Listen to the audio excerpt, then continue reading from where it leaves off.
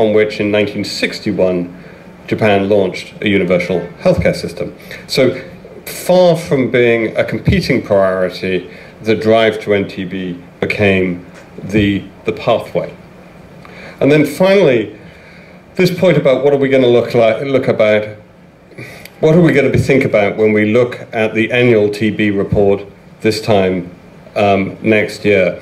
I actually don't think we should at all accept that just because we're sitting in September that we should be looking at something that isn't markedly better.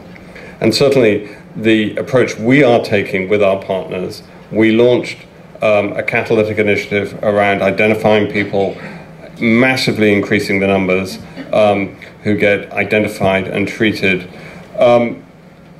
If that's not showing results that turn up in next year's report, I'm going to be very disappointed. Because I think we need to be, and we owe it to the people who are suffering from TB, to be showing rapid progress.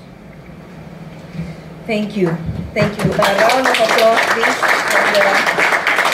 for the excellent panelists. And we will not be in the way between you and your dessert and coffee. Oh, one more question, please.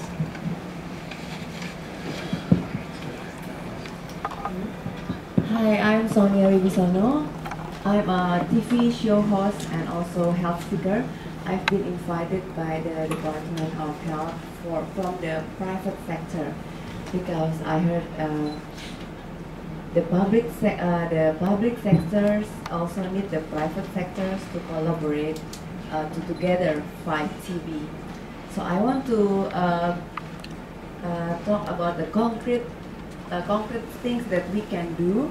Due to Miss Lucy said that we need a concrete things to do to stop TBC, and the problems in Indonesia is underreported and also underdetected. And I also have a lot of colleagues, medical doctor colleagues in the private clinics and also in the public sectors area, and they said that it's very difficult to get the data and also to accumulate data.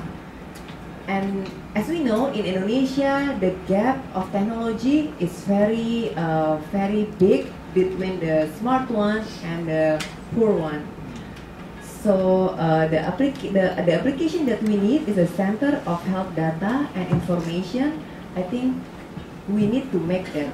Maybe we can have an example from the country abroad that we can use it in Indonesia, in the Department of Health, to make a really center of health and data information that is easy to be approached by all the doctors in Indonesia and also with the patient. And also maybe the application of technology, because nowadays the new era is all technology. So, but sometimes from the senior side, maybe it's kind of difficult to make a big change of that technology. And also from our private sectors, as Ms. Kitty said, that TBC is a stigma, but I think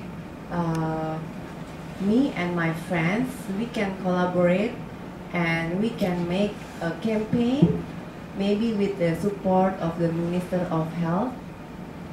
Because if Minister of Health says so, maybe all the celebrity and all the public figure in Indonesia can help to promote that TBC is not a bad stigma, that it is a curable disease, and we can cure it, and if we fight it together. Thank you. Anyone from the panelists would like to comment on that? And also Tereza.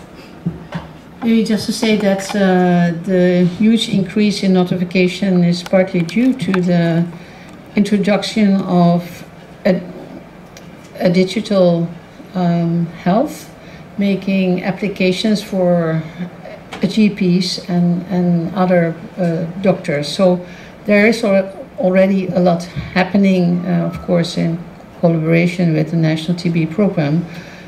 Digital health is very important for that matter. And I just like to take the opportunity, I'm sorry about the coffee time, that people may not be aware that we are an international organization, a Dutch organization, but KNCV has decided to have a child in Indonesia, which is an independent entity. It's Yayasan KNCV Indonesia, legally independent, led by somebody who worked with us in a high position for over 10 years. And so I'm really proud. That's also the future, to have a dedicated NGOs, national NGOs. And of course we are working with them because of our highly specialized, but this is the future, and I'm proud that Yayasan KNCV is doing very well in Indonesia. Thank you. I think that we should continue our discussion because coffee is so cold already. We should not worry about it anymore. About the importance of notification and filling the gaps, I would like to pay your attention that comparing report of 2016 and 17, we see some positive movement, not very impressive. It was in 2016 6.1 million notification rate. This year is 6.4, and this contribution is mostly because of two countries, India and Indonesia.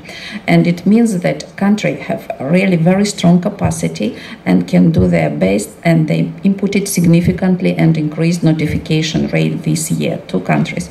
And thank you for your work. Thank you. Another round of applause, and this time coffee you really deserve and also deserve. Thank you, colleagues, distinguished panelists, for your expertise. Thank you. Thank you.